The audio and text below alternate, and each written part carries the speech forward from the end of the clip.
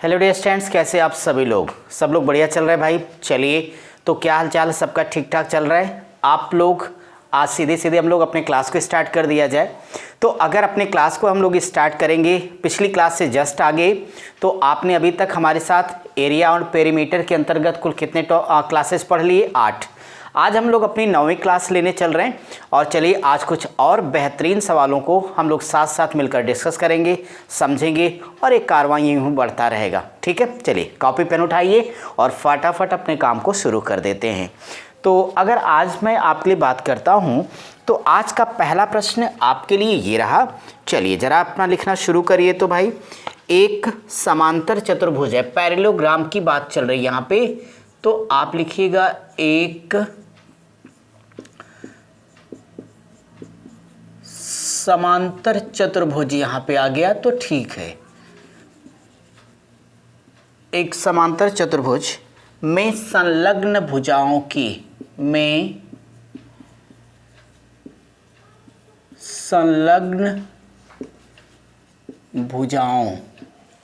संलग्न भुजाओं की लंबाई क्रमशः, आगे लिखते चलिएगा। तो यहाँ लिखा गया कि लंबाई क्रमशः 11 मीटर एवं 13 मीटर है। तो 11 मीटर एवं 13 मीटर है।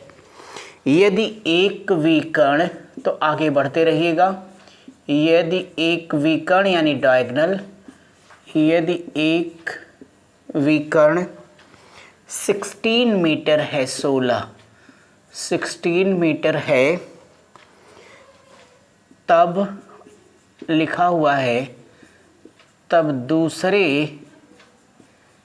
विकर्ण की लंबाई क्या होगी? तब दूसरे विकर्ण की लंबाई क्या होगी? ये आपका क्वेश्चन है। देखिए भाई, अगर यहाँ पे इस तरह का क्वेश्चन आ गया तो आपको याद होगा कि जो आपका पैरेललोग्राम है या समांतर चतुर्भुज है, इसका डायगोनल निकालने के लिए हमने आपको तरीके सिखाए। जब हम शुरू की इसकी पहली और दूसरी क्लास करा रहे थे, तो वो दोनों कितनी इंपॉर्टेंट आप सभी जानते हो। तो जिस विद्यार्थी ने उसको नहीं देखी उसको ज़रूर देख लेगा, क्योंकि उसमें सारी बेसिक बातें हैं। लेकिन अभी तो हम आपके लिए सीधे सीधे अपने क्वेश्चन पर ही डिस्कस करेंगे कि देखिए इस क्वेश्चन को हमें आगे कैसे डेवलप करना है भाई। तो अगर मैं आपके लिए इस अगले क्वेश्चन पे बात कर रहा था, तो जब आप समांतर चतुर्भुज की बात करते हो तो समांतर चतुर्भुज यानी पैरेललोग्राम हमारे पास ये आ गया। चलिए भाई, समांतर चतुर्भुज पे हमने डिस्कस कर लिया आपके साथ। अब अगर यहाँ पे इनकी बात करता हूँ तो एक समांतर चतुर्भुज में संलग्न भुजाओं की लंबाई, इनका कहना है कि जो संलग्न भुजाएं हैं, एडजेसेंट साइड्स हैं, इनमें एक 13 और एक 11 मीटर की है। एक डायगोनल अपना कितना है? 16 का है। सेकंड डायगोनल कितना होगा ये हमें बताना है। मैं ये मान लेता हूँ कि चलो एक हमारा ये 13 मीटर है, एक हमारा ये 11 मीटर है, तो ये भी 13 ये भी 11 होगा, क्योंकि इसका एक भी एंगल 90 डिग्री का नहीं होता। बाकी तो आपको क्लियर ही है।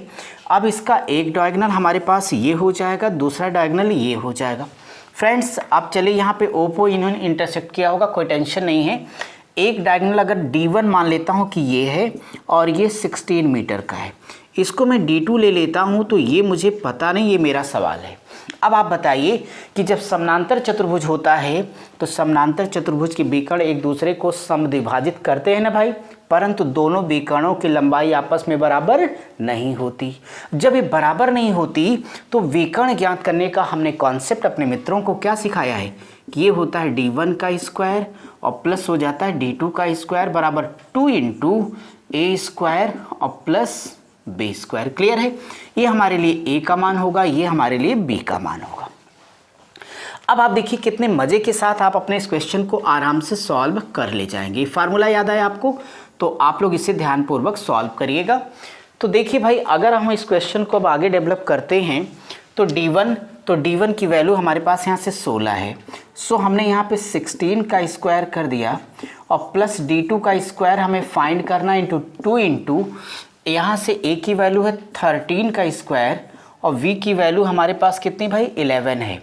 11 का स्क्वायर होगा। अब इसे सिंप्लीफाई करना बेहद इजी हम लोगों के लिए है। तो आप देखिए इसे कैसे करेंगे।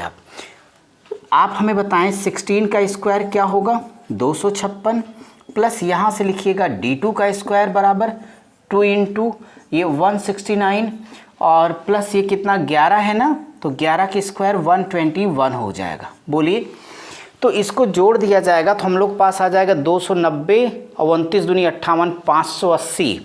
तो ऐसा करो 580 में से यहाँ पे 256, तो हम यहाँ से लिख सकते हैं कि d2 का स्क्वायर बराबर ये आएगा 580 यानी 580, और माइनस हमने लिख दिया 256 256।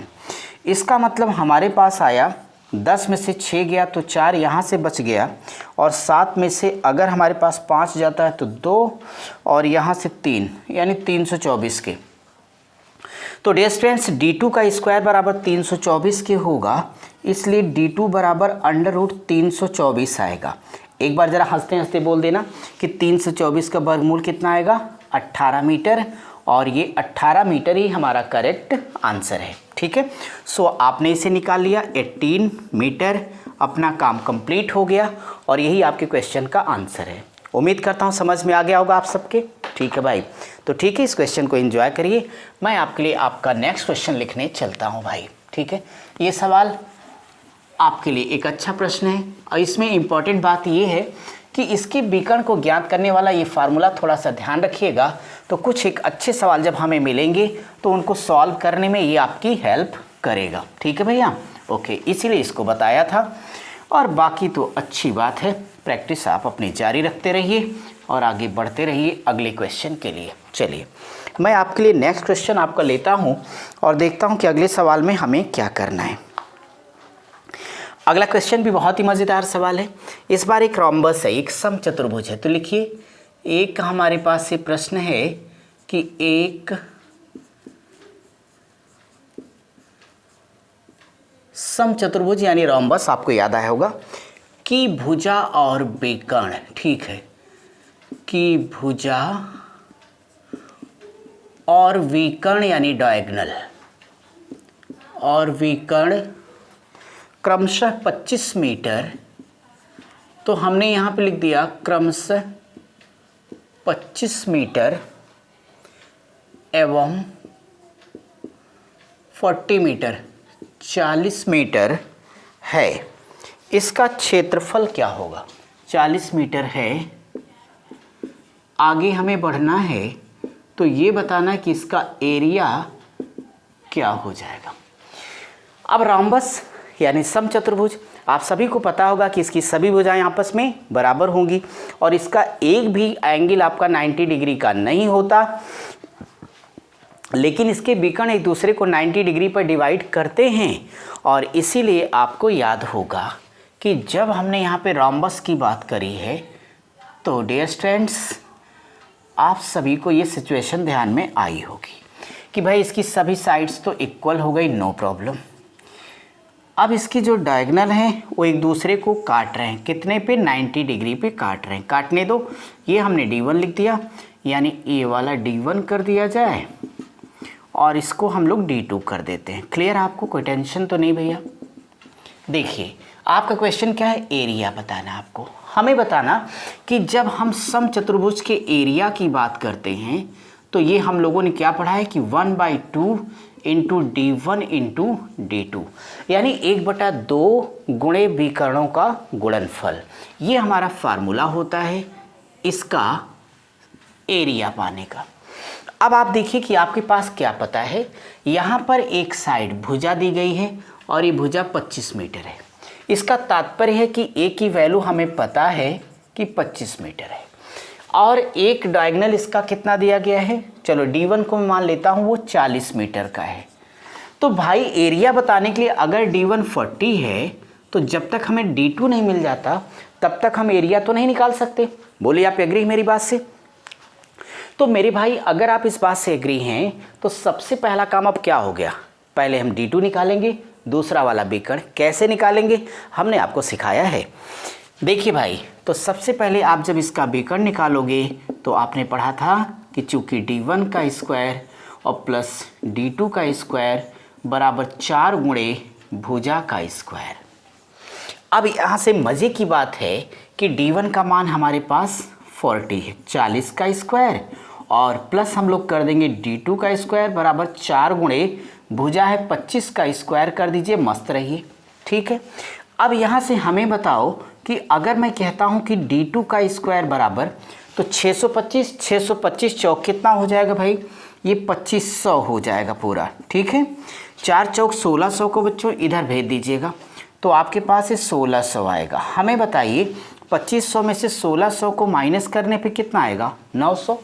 अब इतनी सी बात समझा दो मुझको कि अगर D2 का स्क्वायर बराबर 900 है, तो बता दो फ्रेंड्स कि D2 बराबर कितना होगा, बोलो बोलो, तो 30 मीटर आ जाएगा।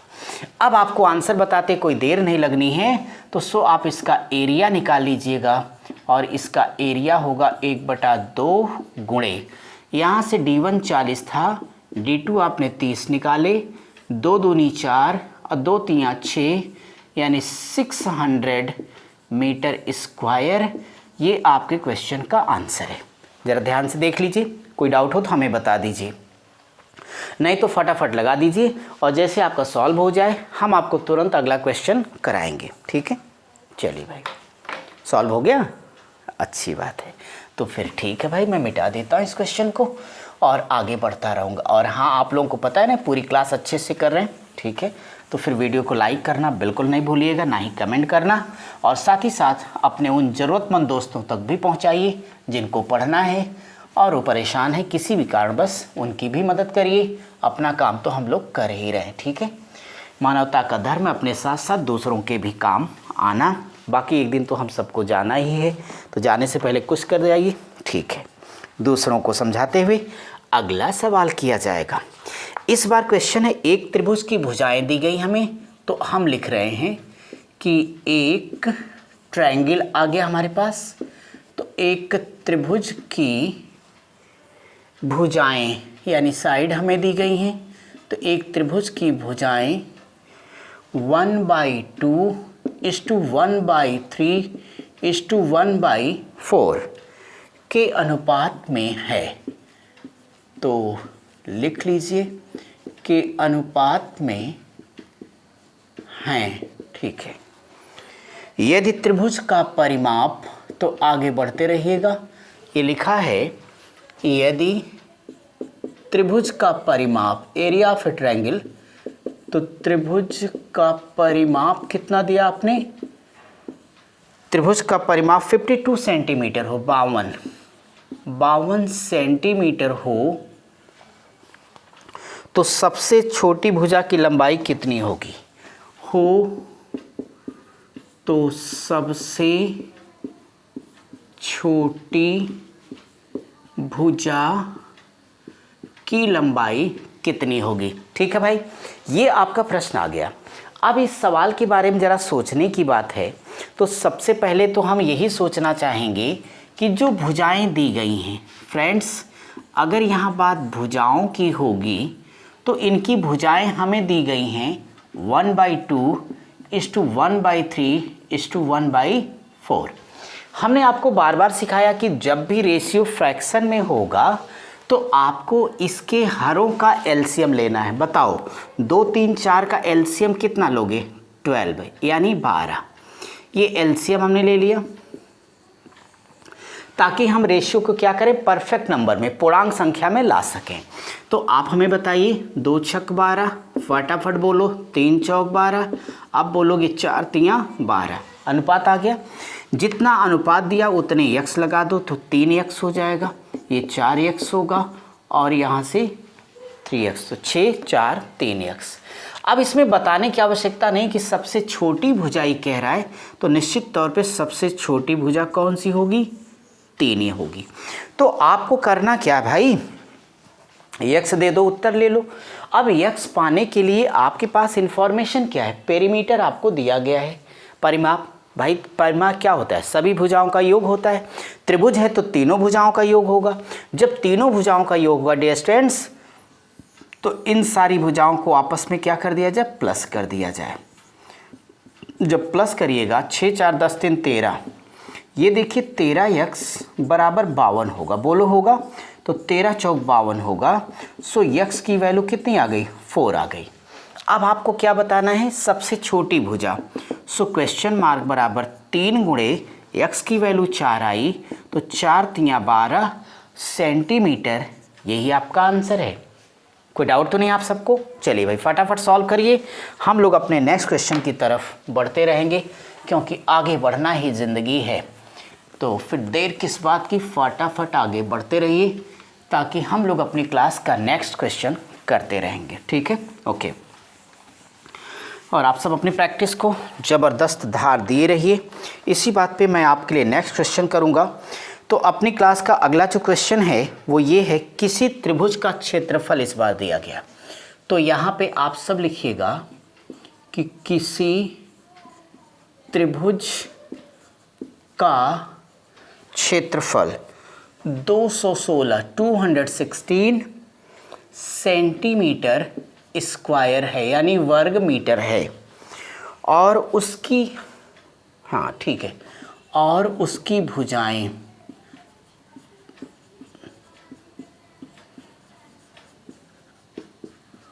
और उसकी भुजाएं 3:4:5 3:4:5 के अनुपात में हैं, के अनुपात में हैं। इस त्रिभुज का परिमाप क्या होगा? ठीक है, तो यहाँ पे प्रश्न हो गया, इस त्रिभुज का परिमाप यानी पेरीमीटर क्या होगा, ये मेरा प्रश्न है। आप ज़रा देखिएगा कि अगर ये क्वेश्चन हमारे पास आ गया तो भाई ऐसे क्वेश्चन के लिए हम क्या करेंगे कि किसी भी त्रिभुज का जो एरिया है वो 216 सेंटीमीटर लगा है, साथ ही साथ उसकी जो साइड हैं भुजाएं वो 3, 4, 5 के अनुपात में हैं। हमें उसका पेरीमीटर फाइंड करना यानी परिमाप बताना है। हमें बताओ परिमाप क्या होता है? तीनों भुजाओं का योग होता है, यही ना भाई। तो हमें सीधी सीधी बात है, तीनों भुजाएं दे दो, हम जोड़कर आपको आंसर दे दें। आपने कहा अरे ऐसे कैसे, आप खुद लगा के निकालिए। तो ठीक है मैं निकालता हूँ। कैसे? ये हमें क्षेत्रफल दिया गया। पहले हमने देखा कि इन जो भुजाएं हमें दी गई हैं इनसे त्रिभुज कौन सा बनेगा। तो 3 त्रिक 9, 4 चौक 16, 5 पच्चे 25, इन दोनों के वर्गों का योगफल इसके वर्ग के बराबर है। तो पाइथागोरस की प्रमेय के हिसाब से प्रूफ हो गया कि आपका राइट एंगल ट्रायंगल है, यानी समकोण त्रिभुज है। तो मैं यहाँ पे एक लाइन लिख देता हूँ कि चूँकि, या यूँ कह देता हूँ कि दी गई भुजाओं, तो यहाँ लिखना चूँकि दी गई भुजाओं 3x, 4x और 5x से समकोण त्रिभुज बनेगा। इसलिए समकोण त्रिभुज के एरिया का फार्मूला पढ़ाया हूँ, 1/2 बेस इंटू परपेंडिकुलर, तो 1/2 आधार गुणे लंब। बोलो एग्री करते हो आप मेरी बात से? आपने एरिया ही क्यों चुना बताइए हमें? क्योंकि हमें एरिया पता है। जब एरिया पता है तो निश्चित तौर पे इसे सिंप्लीफाई करो, तो ये आपके पास हो जाएगा 1/2 गुणे, भाई सिंपल सी बात है कि हम इसको बेस मान लेते हैं, ये हमारे लिए आधार का काम करेगा, और इसे हम परपेंडिकुलर यानी लंब कह दें, ये आपका हाइपोटेनस यानी कर्ण की जगह पर काम करेगा। और जब ये ऐसा हो जाएगा तो यहाँ से कर देना 3x और इंटू कितना लिखेगा 4x बराबर 216 के। यहाँ तक ठीक है भैया? थोड़ा एक काम करिए, इनको उड़ा दो, बोलो 2 दूनी 4 हो जाएगा। तो डियर स्टूडेंट्स ये होगा 2 तियाँ 6, x स्क्वायर बराबर 216 के। लपक के इसे काट दो तो ये कितना आया 36। बोलो x स्क्वायर बराबर 36 होगा, तो x बराबर कितने आ गए 6 आ गए। अगर आप हमसे परिमाप पूछोगे तो मुझे बताओ कि अगर ये परिमाप पूछ रहा है, परिमित पूछ रहा है, तो आप तीनों भुजाओं को जोड़ दीजिएगा एक साथ। यहाँ से आपका 3x plus 4x plus 5x बराबर 13x, कितना हो गया 4, 5, 9, 3, 12x हो गया। तो ये 12x हो गया। भाई इतना बताओ कि x का मान कितना 6 है, तो बोलो 12 छक 72 सेंटीमीटर, यही हमारा क्या है उत्तर है। ठीक है, तो इसे ज़रा आप लोग सॉल्व करिए ताकि मैं आपके अगले क्वेश्चन की तरफ बढ़ पाऊँ। कोई डाउट तो नहीं किसी प्रकार का? अरे भाई कुछ नहीं, सिंपल सा सवाल था। आपको यहाँ भुजाएं दी गई थी, एरिया दिया था जिसके सहारे हमने एक्स का मान लिया, परिमाप भुजाओं को जोड़ दिया, आपका आंसर दे दिया और इसी बात पर अगले क्वेश्चन की तरफ बढ़ना होगा। बढ़ूँ मैं? अनुमति आप सबकी? तो ठीक है भाई, इसी बात पर नेक्स्ट क्वेश्चन के लिए रेडी हो जाइए और पेन वैन रेडी रखिए, फटाफट आगे बढ़ते रहिए। अब हम लोग अपने नेक्स्ट क्वेश्चन की तरफ बढ़ते हैं और देखते हैं कि अगले क्वेश्चन में हम सबको करना क्या होगा। सवाल को पढ़ना है और समझना है, साथ ही साथ सॉल्व करना है। मैं आप सबके लिए जो नेक्स्ट क्वेश्चन लेता हूँ उसमें लिखा है कि 10 मीटर और 15 मीटर। ठीक है भाई, तो यहाँ हमने लिख दिया कि 10 मीटर और 15 यानी 15 मीटर के दो खंभे यानी पोल के दो खंभे समतल पर लगे हैं। समतल पर लगे हैं यदि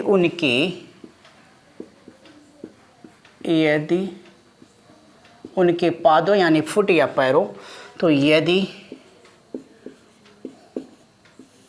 उनके पादों के बीच की दूरी, उनके पादों के बीच की दूरी 12 मीटर है, 12 मीटर है, तो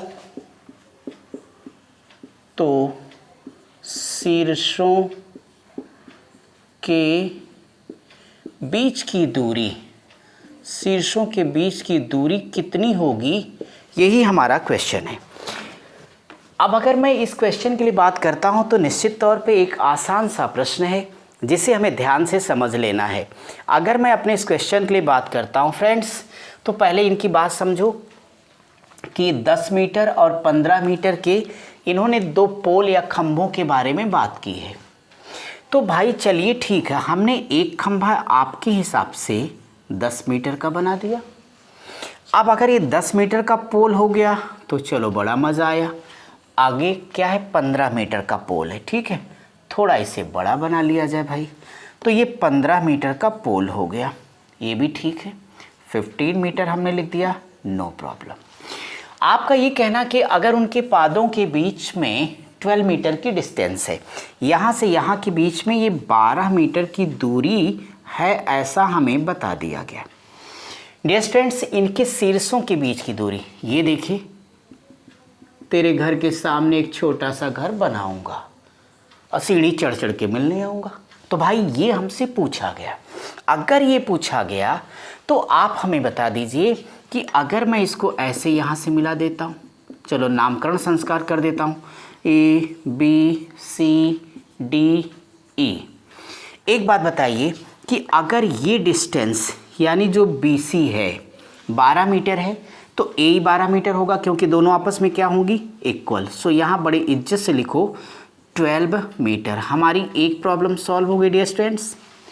ये डिस्टेंस हमारे लिए हाइपोटेनस यानी कर्ण का काम करेगी। चलो मैं कर्ण शब्द ही लिख देता हूँ यहाँ पे। ठीक, अब ये डिस्टेंस कैसे मिलेगी?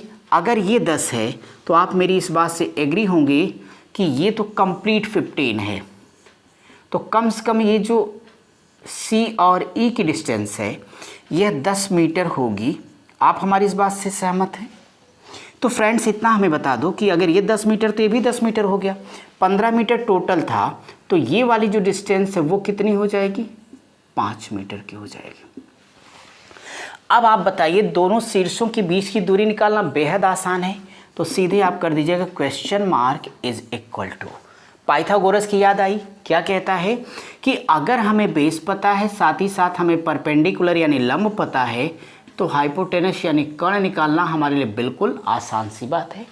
तो हमने कह दिया कि तब ये हमारे लिए होगा, क्या होगा, यहाँ से 12 का स्क्वायर हो जाएगा प्लस 5 का स्क्वायर। मुझे इतना बताओ कि 144 में 25 जोड़ने पे कितना आएगा, बोलो, 169 आएगा। तो बराबर ये 13 इसका वर्गमूल हो जाएगा और मीटर है तो मीटर में करेक्ट आंसर आएगा। तो दोनों शीर्षों के बीच की दूरी कितनी निकल के आ गई? 13 मीटर। ये आपके क्वेश्चन का करेक्ट आंसर है। क्लियर आप सबको? कोई डाउट तो नहीं भाई? तो ठीक है, इसे आप सॉल्व करिए, मैं आपके लिए आगे बढ़ता रहूँगा, है ना भाई? क्या किया जाए, वक्त इजाज़त नहीं देता कि हम आप यहाँ पर रुक कर बातें करें।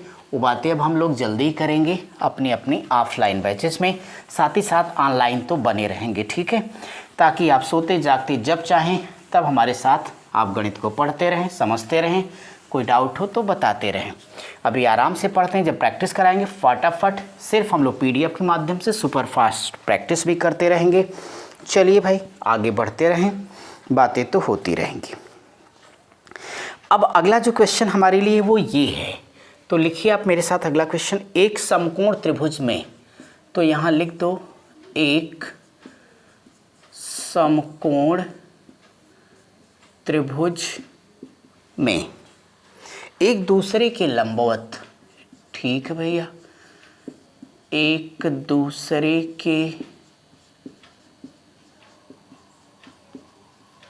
के लंबवत, इसकी भुजाएं एक दूसरे के लंबवत, इसकी भुजाएं 15 सेंटीमीटर एवं 8 सेंटीमीटर हैं। आगे क्या करना है, इसका परिमाप क्या होगा? ठीक है, तो इसका पेरीमीटर हमें फाइंड करना है कि इसका परिमाप क्या होगा। भाई ये तो बहुत ही छोटा सवाल, एक बेसिक लेवल का सवाल है, तो फिर ठीक है इसे हम समझ लेते हैं। कैसे करेंगे आप बताइए? आपने चिल्ला चिल्ला के कह दिया कि भैया आप परेशान मत हो, यह एक समकोण त्रिभुज है। भाई समकोण त्रिभुज है तो फिर अपना साथी है।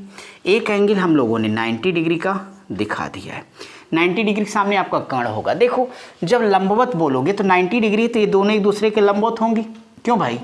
ठीक, तो अगर एक भुजा को, चलो मैं इसे 15 किसी को लिख देता हूँ सेंटीमीटर, तो इसको मैं 8 सेंटीमीटर लिख देता हूँ। बताइए ये क्या पूछ रहे हैं? परिमाप। परिमाप क्या होगा? त्रिभुज है तो तीनों भुजाओं का योग होगा। तो जब फ्रेंड्स परिमाप यहाँ पे तीनों भुजाओं का योग होगा तो फिर टेंशन कौन लेता है? फार्मूला कौन याद रखना ज़रूरत नहीं है, तीनों भुजाओं का योग होगा। अब हमें इतना समझा देते आप लोग कि तीनों भुजाओं के योग के लिए फ्रेंड्स एक पता है, दो पता है, तो यानी पहली पता है, दूसरी पता है, तीसरी दे दो, उत्तर ले लो, सीधा समझौता है। तीसरी कैसे मिलेगी? ये जो आप AC देख पा रहे हैं, अगर ये AC वाली क्लियर हो जाती तो हमारा काम बन जाता। ये पाइथागोरस की प्रमेय से निकलेगा, तो आप लोग कह देना AC बराबर अंडर रूट क्या, 8 का स्क्वायर प्लस 15 का स्क्वायर। सबको पता है कि 225 और 64, तो 25 और 64 289, तो अगर ये 289 आएगा तो ये 17 आ गया, अर्थात ये आपने 17 फाइंड कर लिया।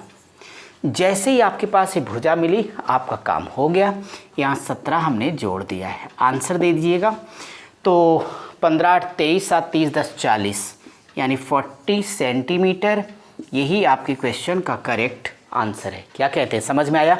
आया तो फिर ठोको ना लाइक, और इस सवाल फटाक से कंप्लीट करेंगे, फिर हम लोगों को अपने अगले क्वेश्चन की तरफ बढ़ना चाहिए। तो चलिए देखते हैं कि अगला सवाल हमारा क्या होगा। इस क्वेश्चन को कंप्लीट कर लेने के बाद नेक्स्ट और एक वेरी इंपॉर्टेंट क्वेश्चन के लिए सारे लोग तैयार हो जाओ। तैयार है भाई? ठीक है, ओके। और ज़रा आप सब लोग कंटिन्यू कमेंट करते रहिए, कमेंट में कंजूसी मत करिए आप लोग भाई, और सवाल लिखते रहिए, ठीक है। यहाँ पे लिखा हुआ है कि ABC एक त्रिभुज है, अच्छी बात है। तो ABC एक त्रिभुज है जिसका आधार AB है, AB ठीक है, तो बेस हो जाएगा जिसका आधार AB है। फिर आगे लिखा है AB पर डी एक ऐसा बिंदु है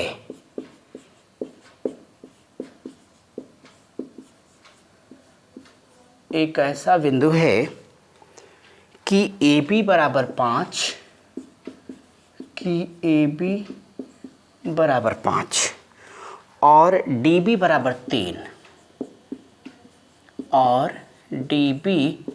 बराबर 3 यूनिट। तो त्रिभुज ADC के क्षेत्रफल के क्षेत्रफल का त्रिभुज ABC के क्षेत्रफल से अनुपात यानी रेशियो अनुपात क्या होगा ये हमारा यहाँ पे क्वेश्चन है। अब देखिए जैसे हमारे पास ये क्वेश्चन आएगा तो इसे हम लोग पहले कंप्लीट करेंगे भाई। ऐसा सवाल जब भी हमें मिलेगा तो हमने यहाँ पर अपने फ्रेंड्स के लिए एक त्रिभुज ABC खींच दिया। तो लो भाई त्रिभुज आ गया ABC, इनके कथनानुसार उसका आधार AB है, तो हमने यहाँ पे AB लिख दिया तो AC अपने आप हो गया। फिर इन्होंने कहा कि AB पर D एक ऐसा बिंदु है कि AB बराबर 5, तो D अगर एक ऐसा बिंदु है तो D यहीं कहीं पे हो रहा होगा क्योंकि उसके बराबर 3 है। ठीक है भैया, चलो हमने ये मान लिया कि D एक बिंदु है। अब इनका कहना है कि AB 5 यूनिट के बराबर है, तो डियर स्टूडेंट्स ये 5 यूनिट होगा ये पूरा का पूरा AB। क्लियर, आप बोलते हो कि जो DB है वो 3 है, 3 यूनिट का ये वाला सेक्शन, तो DB 3 होगा। अब बिना किसी टेंशन के बताओ, ये तो अपने आप 2 हो जाएगा, 2 यूनिट 2 मीटर जो भी लिखा होगा। और ये जो त्रिभुज है इस त्रिभुज की ये हाइट हो जाएगी, बोलिए एग्री हैं आप लोग। अब यहाँ त्रिभुज की हाइट हो जाएगी, तो कहते क्या हैं त्रिभुज ADC के क्षेत्रफल का। डियर स्टूडेंट्स त्रिभुज ADC ये वाला हिस्सा आप देख पा रहे होंगे,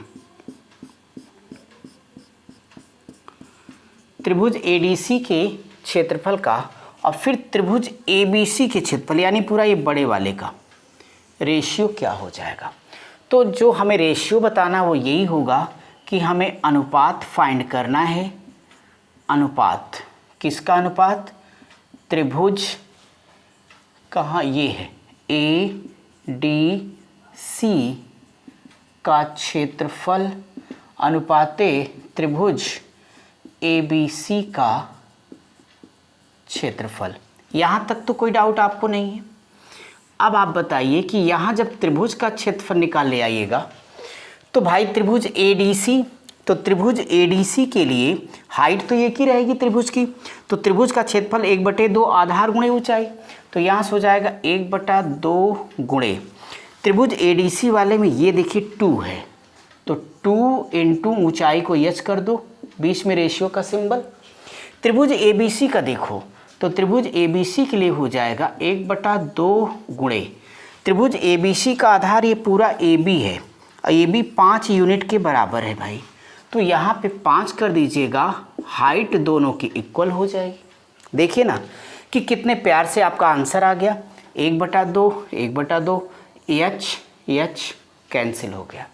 यहाँ से क्या बचा है 2 और यहाँ से क्या आया 5 आया, तो 2:5 ये आपका आंसर है। क्या आराम से समझ में आ गया आप सबको, कोई दिक्कत तो नहीं है और सब कुछ बढ़िया चल रहा है आप सबका।